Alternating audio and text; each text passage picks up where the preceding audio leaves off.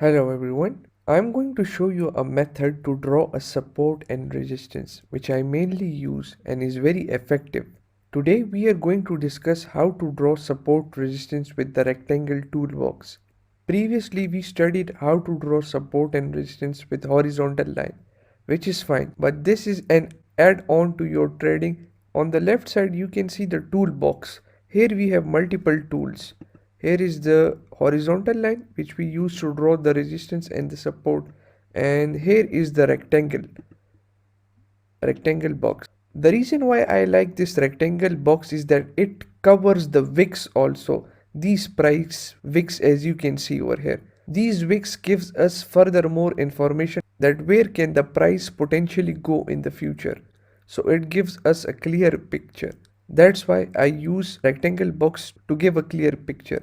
Let's draw support and resistance with the rectangle box. So let's go. We have a resistance over here. Let's draw the resistance and cover all the wicks. These are the wicks.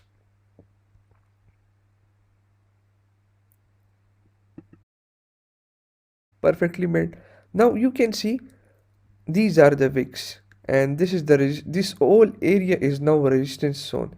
So the price can potentially go towards this area. This whole area is now a resistance zone. We can take a trade based upon this, and we'll put our stop loss above this. So it gives a clear picture what is going on. Now let's draw support.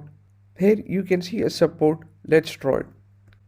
Let's take the rectangle box, and this is the support. Let's draw it up to the extreme left side. Now you can see perfectly how many times this support level has been tapped.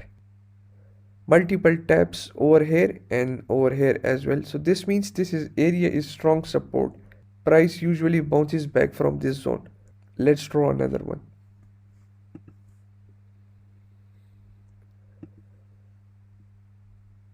Here's the another support. You can see multiple taps over here, and here's the another one.